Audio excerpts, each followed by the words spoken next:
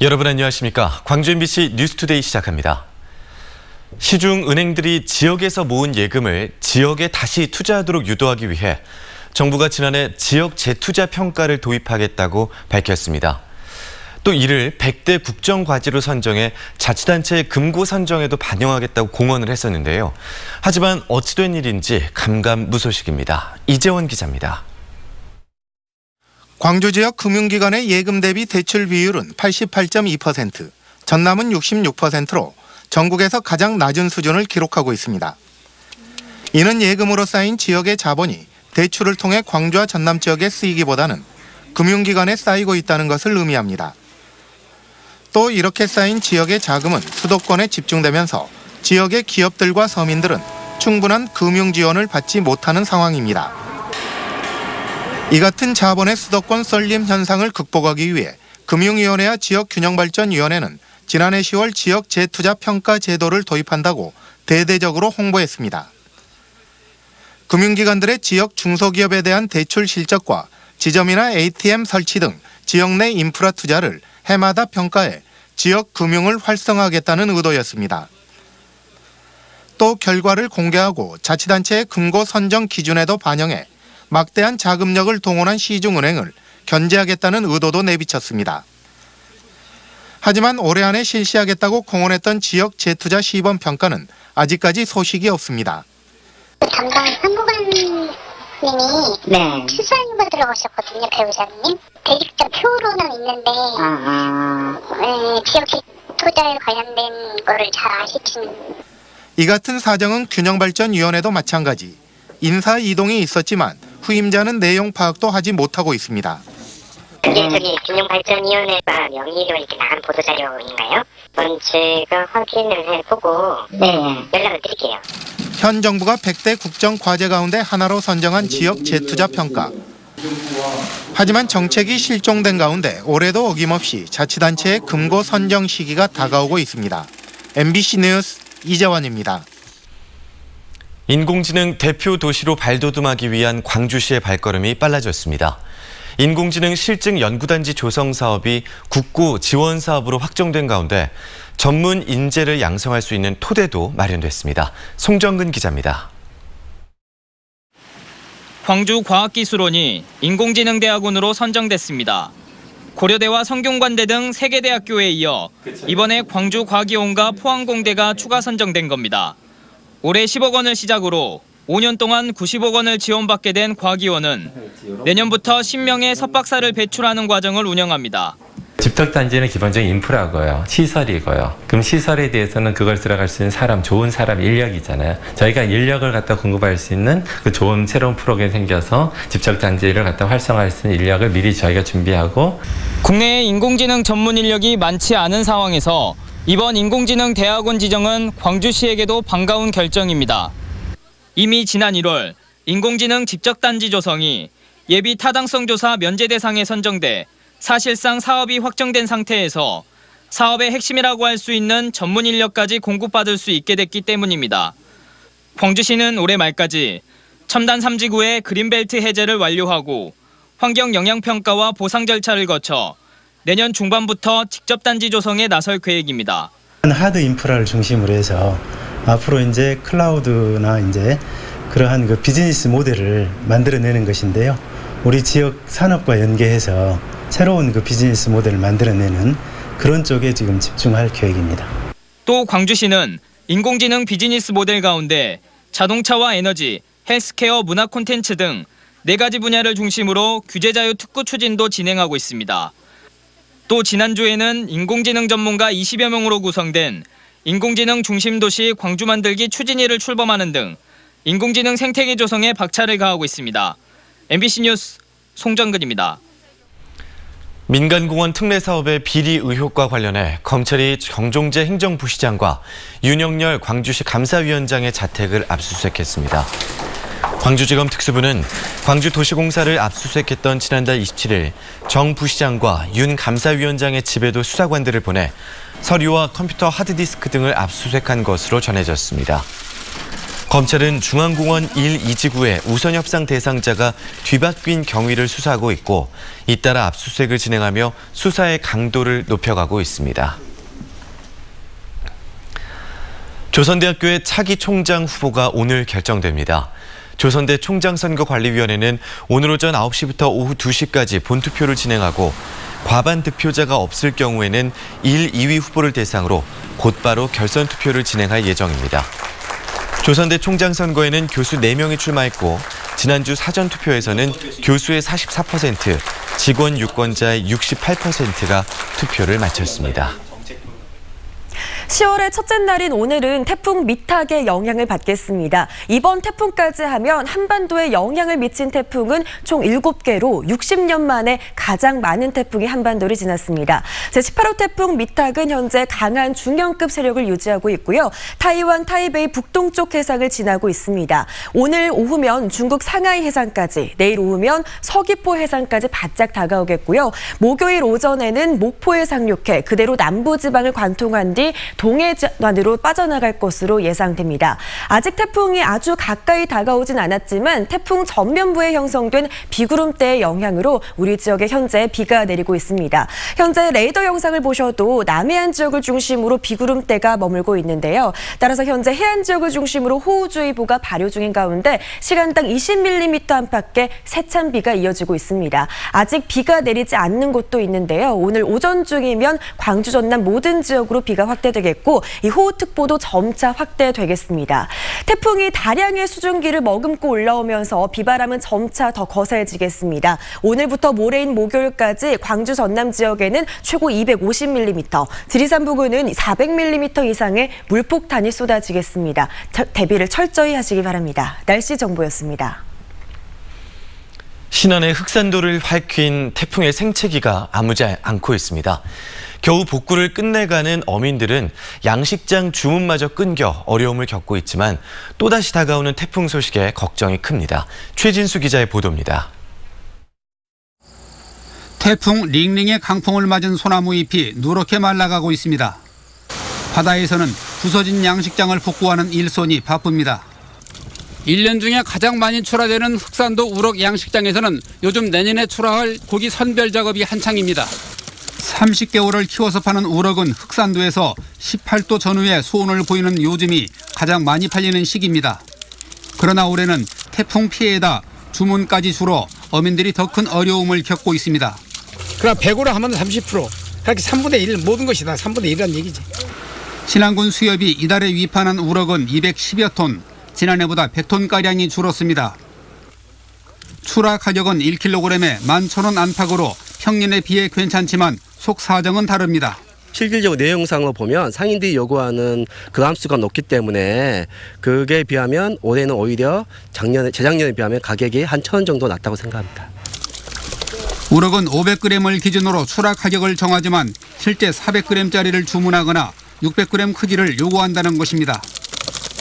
우럭뿐 아니라 명절이 지난 뒤 전복 주문도 줄어 시름이 깊어지는 때 또다시 태풍이 온다는 소식에 어민들의 긴장감은 더욱 높아지고 있습니다. MBC 뉴스 최진수입니다. 올해 도내 쌀 생산량이 잦은 태풍으로 예년보다 줄 것으로 예상되는 가운데 전라남도가 태풍 미탁에 대비해 벼 수확을 서둘러 할 것을 지도 관리에 나서고 있습니다.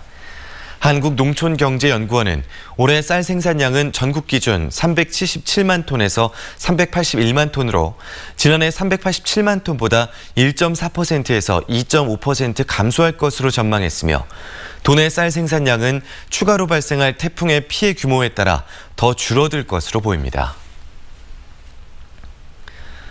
보건복지부 국정감사 자료에 따르면 전남 지역의 폭염과 한파 취약계층은 13만 8천여 명으로 서울, 경북에 이어 세 번째로 많은 것으로 나타났습니다. 전남에서 올해 발생한 온열 질환자는 198명이고 한랭 질환자도 지난해 27명이 발생했습니다. 전국적으로는 112만 2천여 명이 취약계층이고 최근 5년 사이 162명이 폭염과 한파 관련 질환으로 숨졌습니다. 전남의 농어민 수당 조례가 진통 끝에 도의회를 통과했습니다. 농업의 공익적 가치를 인정하기 위한 첫 발을 뗀 건데요. 하지만 농민들은 환영된 신 분노를 드러내고 있습니다. 양현승 기자가 취재했습니다. 전라남도 농어민 수당 조례가 만들어졌습니다. 찬반 토론을 거친 끝에 이뤄진 표결에서 재석 의원 52명 중 찬성 47명, 반대 3명, 2명은 기권했습니다. 당초 전남도의회에 제출된 농어민 수당 관련 조례는 정의당 이보람이 의원, 주민청구안, 전라남도 안 등 모두 3가지. 전남도의회 농수산위원회는 3개 조례를 폐기하고 대안조례를 만들어 본회의에 상정했습니다. 농어민의 요구를 한 번에 모두 만족시킬 수는 없으리라 생각합니다. 전남도가 어민까지 포함한 농어민 수당 조례 제정을 광역 자치단체 최초로 시작한 것은 쟁점이 되었던 수당 액수를 명시하지 않은 채 공익수당심의위원회가 결정하도록 했고 수당 지급 대상은 전체 농민이 아닌 농어업 경영체의 경영주로 한정지었습니다. 청년이 돌아오는 농촌을 만들기는커녕 청년을 농업의 주체에서 소외시키는 역주행을 하고 있습니다. 한편 농민들은 농어민 수당 조례안 처리를 앞두고 상여를 메고 전남도의회를 찾았습니다. 본회의장 방청을 신청했다가 질서 유지를 이유로 거절됐고 의회 앞에서 집회를 벌였습니다. 전남도의회 전체 출입구가 봉쇄됐고 경찰들도 배치됐습니다. 우리 농민이 들어가게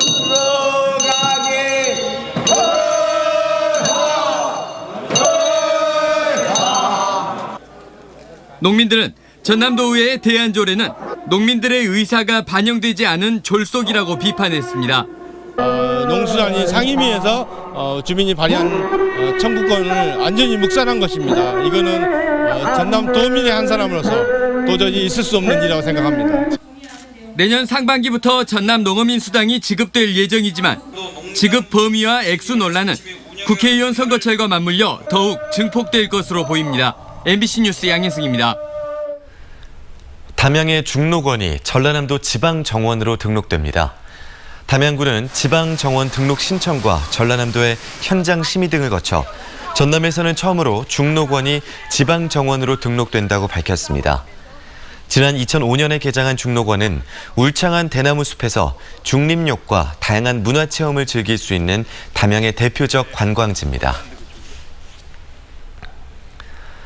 전국 기초지방자치단체 가운데 영광군의 지역 내 총생산 성장률이 가장 높은 것으로 조사됐습니다. 더불어민주당 윤후덕 의원이 통계청으로부터 받은 자료에 따르면 지난 2011년부터 5년 동안 영광군의 연평균 GRDP 성장률은 41%로 조사 대상 228개 지자체 가운데 가장 높았습니다. 반면 영암군은 같은 기간 연평균 GRDP 성장률이 마이너스 4.4%를 기록하는 등 전남 지역 지자체 간의 성장률 격차가 큰 것으로 나타났습니다. 광주는 지역 내 성장률 격차가 전국에서 가장 적었고 서구가 7.8%로 광주에서는 가장 높았습니다.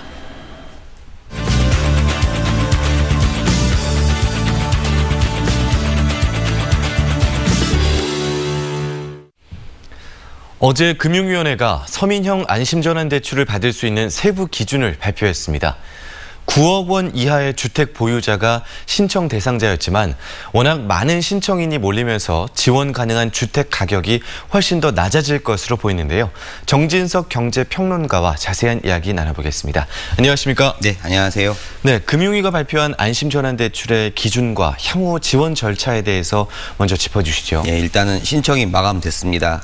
말씀하신 대로 9억 원 이하의 주택을 소유하신 분들에 한해서만 지금 했는데요. 특히나 이제 7월 23일 이전에 혼합금리와 변동금리를 이제 기존에 대출을 받으신 분들, 네. 그리고 연소득 8,500만 원 이하의 부부 합산소득으로 이제 갖고 계시는 분들에 한해서만 했는데요. 일단은 가격이 좀 낮으면 낮을수록 일단은 좀 이 커트라인을 넘어가시는데 좀 유리하다고 보여지고요. 네. 좀 유의하실 점이 분양권이나 입주권을 좀 소유하신 분들은 주택수로 간주되기 때문에 대출 대상자에서 제외가 됩니다. 이 점 알고 계시고요. 또 20년 넘은 주택이나 상속받은 주택, 전용면적 85제곱미터 이하의 지방의 단독주택들은 또 주택수에서 좀 제외가 됩니다. 이러한 세부 유의할 점들이 있으니까요. 이런 거 좀 준비하셔가지고 좀 기다리시면 좋으실 것 같습니다. 네, 이번 서민형 안심전환대출에 네. 그 공급 한도보다 3배 이상 많은 신청자, 많은 금액이 또 접수가 됐다고 하더라고요. 네, 어떤 배경이 있다고? 두 가지로 보면은 일단 정부가 수요 예측은 좀 잘못했다고 보여지고요. 왜냐하면은 이제 대출 상품 큰 돈들이 들어가다 보니까요, 금리가 0.12%만 싸다 하더라도 저렴하다 하더라도 수요자들은 많이 몰릴 수밖에 없는 상황들입니다. 76조가 넘게 신청됐다고 하는데요. 일단은 어찌됐건 간에 지금 이렇게 몰린 이유가 특히나 2015년, 16년도에 변동금리로 대출 받으신 분들의 이자하고 원금 상환이 작년 연말부터 시작해서 아마 올해 이렇게 같이 상환되는 걸로 알고 있습니다. 네. 이자 거치 기간이 끝났기 때문에 부담액이 좀 늘어났는데 그러한 분들이 일시적으로 좀 부담이 커지는 거를 좀 방지하고자 정부가 이렇게 선제적으로 대응하지 않았나 이렇게 보고 있습니다. 네, 아까 말씀하신 대로 그 지원 대상인 주택 가격이 2억 원대까지 내려간다고 하면 네. 사실 서울이나 수도권에서 그런 집을 찾기는 힘들 것 같고요. 네. 지방에 주택을 소유한 분들이 해당이 되지 않을까요? 우리 광주 지역으로 따진다고 하면은 지금 뭐 풍암지구, 금호지구, 무능지구, 일곡지구 정도의 기존의 1990년대 후반에 지어진 집들이 거의 대상이라고 보시면 좀 이해가 빠르실 것 같고요. 네. 서울과 수도권에서는 사실은 좀 볼멘 소리가 나올 만도 합니다. 이제 집값이 자기가 샀을 때는 그렇게 집값이 안 비쌌는데 시간이 지나서 많이 오르니까 좀 이런 혜택이 자기한테 안 오는 거에서 좀 볼멘 소리가 나올 수도 있는 건데요. 정부가 이런 부분들은 추후에 어쩔 수 없이 대책이 한번 또 나오지 않겠나. 정부 입장에서도 좀 외면하기는 좀 어려운 상황이거든요. 나중에 한번 지켜봐야 될 것 같습니다. 네, 그리고 최근에 저금리 기조가 이어지고 있고요. 또 조금 더 금리가 인하될 수도 있다 이런 전망이 나와서 이번에 그 안심전환대출 효과가 클 것이냐라는 전망도 있거든요. 어떻게 보십니까? 뭐 여러 가지 측면이 있는데요. 금리 인하는 올해 이제 상반기부터 꾸준하게 얘기가 돼왔던 거라서요. 지금 현재 안심전환대출 평균 금리가 1.8%대, 그 다음에 뭐 지금 주택담보대출 금리도 2.3%에서 2.5%대까지 내려온 상황인데 금리가 인하가 된다 그러면 현재 변동금리와 고정금리와 격차가 점점 줄어들 수가 있는 상황이 연출이 될 수도 있습니다. 근데 이거는 좀 시간을 두고 지켜봐야 될 부분들이고요. 나중에 추후에 이제 혹시나 이 안심전환대출 자격이 미달되시는 분들은 다른 대출로 갈아타실 수밖에 없는 상황인데요. 조금 더 한 10월 달이나 11월 달 이후에 금리나 추세를 보고 나서 결정하셔도 늦진 않을 것 같습니다. 네. 또 이번에 그 자격이 안 돼서 신청을 못했거나 뭐 여러 이유로 지원을 못하신 분들의 보금자리론에도 관심을 보이시더라고요. 이것도 어떤 것인지 간략하게 짚어주시죠. 요거 이제 사실은 안심전환대출 나오기 전에 대표적인 고정금리 상품인데요. 현재는 대략 이 보금자리론이 대략 우대금리 포함해서 2%대에서 2.3%대의 고정금리로 이제 대출을 해주는 상품입니다. 근데 아무래도 이것도 지금 이제 2년 전만 해도 거의 2.8%, 3%대였거든요. 그러니까는 이것도 지금 아무래도 안심전환대출을 못 하신 분들이 일로 몰릴 수밖에 없는 구조고요. 요거 아까도 잠깐 말씀드렸지만은 금리나 추세를 보고 나서 10월, 11월 달에 하셔도 크게 늦지는 상품이 없어지거나 그런 건 아니니까요. 그때 하시면 좋을 것 같습니다. 네, 최종적으로는 금리 인하 상황을 잘 지켜보는 것이 중요하다라는 말씀을 주셨습니다. 오늘 정진석 경제평론가였습니다. 고맙습니다. 네, 감사합니다.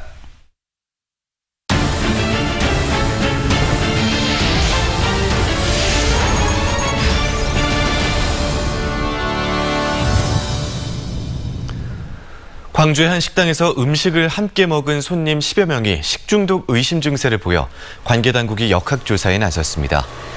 광주 광산구에 따르면 지난 토요일 광산구 모 식당에서 생고기와 생선, 회 등을 먹은 손님 8명이 장염 증세를 보여 병원에서 치료를 받았습니다. 광산구는 식당의 음식과 환자들의 가건물을 채취해 광주보건환경연구원에 검사를 맡기는 등 정확한 원인을 조사하고 있습니다. 광주와 전남 지역에서 노인학대 범죄가 증가하고 있습니다. 경찰청 국감 자료에 따르면 광주 지역에서는 2017년 13건에서 지난해 23건, 올해는 6월까지 17명이 노인학대 혐의로 검거됐습니다. 전남 지역에서는 2017년 37명에서 지난해 59명, 올해는 6월까지 32명이 붙잡히는 등 광주와 전남 모두 노인 학대 범죄가 해마다 증가하고 있는 것으로 나타났습니다. 프로야구 기아 타이거즈가 7위로 시즌을 마감했습니다. 팬들의 기대에는 턱없이 못 미치는 성적인데요. 우여곡절도 참 많았습니다. 이계상 기자입니다. 올 시즌 기아의 성적은 62승 2무 80패, 승률이 4할 3푼 7리로 2014년 이후 가장 낮았습니다. 새로운 외국인 투수들은 호투를 장담했지만 My biggest strength is being able to attack hitters and keep the ball on the ground to limit extra base hits and really be able to mix my pitches in any count. 터너, 윌랜드 두 선수가 합쳐서 15승에 그쳤습니다. 고참 선수들의 부상과 부진 속에 타선의 무게는 떨어졌고 김기태 감독도 최고참 이범호 선수도 그라운드를 떠났습니다. 그래도 에이스만큼은 건재했습니다. 반전 드라마를 써낸 양현종 선수는 16승과 함께 평균 자책점 1위 타이틀을 차지했습니다. 네, 올 시즌 좀 많은 일이 있었는데 그래도 저 개인적으로는 아프지 않고 잘 마무리해서 좀 뿌듯하게 생각하고요. 갑작스럽게 마무리 보직을 맡은 문경찬 선수도 자책점이 1.31로 마무리 투수 중 1위였습니다. 도로왕을 예약한 박찬호 선수, 신인왕 후보로 거론되는 전상현과 이창진 선수 등 젊은 선수들의 활약도 빛났습니다. 하지만 선수 몇몇만으로는 팀을 구할 수 없었습니다. 외국인 투수들의 부진과 중심이 무너진 타선, 신참들의 경험 부족이 겹치면서 팀은 하위권으로 추락했고 홈 관중도 5년 만에 최저치로 떨어졌습니다. 이래저래 초라한 시즌을 보내며 가을 잔치에 초대받지 못한 기아 타이거즈. 감독 선임과 안치홍 김선빈 선수의 FA, 새 외국인 선수 물색 등 여러 숙제를 해결하면서 팀을 새로 짜야 하는 상황에 놓였습니다. MBC 뉴스 이계상입니다. 광주시와 국가인권위원회, 한국국제협력단이 공동 개최하는 세계인권도시 포럼이 김대중 컨벤션센터에서 개막했습니다. 지방정부와 인권도시를 다시 상상하다라는 주제로 열린 올해 세계인권도시 포럼에는 38개 나라 98개 도시 인권 전문가들이 참가해 인권정책 사례를 공유하고 시민 인권 증진 방안에 대한 의견을 교환합니다. 공동 주최기관인 한국국제협력단은 야외광장에서 인권의 가치와 중요성을 알리는 다채로운 시민축제를 열었습니다.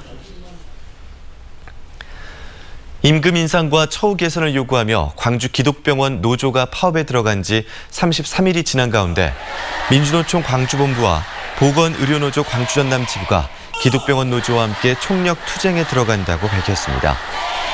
이들 단체는 기독병원이 노조의 일방적인 희생만을 강요하고 있다며 파업 투쟁이 승리할 때까지 기독병원에서 천막 농성을 펼치겠다고 밝히고 지역민들의 관심을 촉구했습니다. 광주여성재단 대표이사 후보자에 대한 인사청문회에서 대학 교수 겸직 논란이 불거졌습니다. 신수정 광주시의회 의원은 광주여성재단 대표이사 인사청문회에서 후보자인 광주대학교 김미경 교수가 여전히 학교 수업을 하고 있다며 휴직을 하지 않을 경우 재단 이사장직을 수행할 수 없다고 지적했습니다. 이에 대해 김 후보자는 학교 측과 휴직 처리를 협의하고 있는 중이라며 직무 수행에 지장이 없도록 하겠다고 답변했습니다. 하지만 광주대학교 측은 김 후보자의 휴직에 대해 부정적인 입장인 것으로 알려져 그 배경에 관심이 모아지고 있습니다. 광주 지역 소매 유통업의 4분기 경기 전망 지수가 전분기에 비해 대폭 떨어졌습니다. 광주상공회의소가 지난 8월 12일부터 이번 달 5일까지 지역 대형마트와 백화점 등 소매 유통업체 66개 회사를 대상으로 경기 전망 지수를 조사한 결과 3분기보다 35포인트나 하락한 81로 나타났습니다. 이처럼 경기 전망 지수가 대폭 하락한 이유는 별다른 업황 개선 요인이 없는 가운데 불확실한 경제 상황이 지속될 것으로 예상되기 때문으로 분석됩니다. 신안 흑산도 홍어잡이 어업이 국가 중요 어업 유산 지정을 위한 최종 평가만을 남겨두고 있습니다. 해양수산부는 지난 4월 전라남도가 신청한 흑산도 홍어잡이 어업의 국가 중요 어업 유산 지정 신청에 대해 지난주 현장 평가를 실시한 데 이어 조만간 최종 평가를 거쳐 올해 안에 지정 여부를 결정할 예정입니다. 미끼를 끼우지 않는 걸락어법으로 이뤄지는 홍어잡이는 신안 흑산도에서 6척의 배가 조업해 연간 200톤 안팎의 홍어를 잡고 있습니다.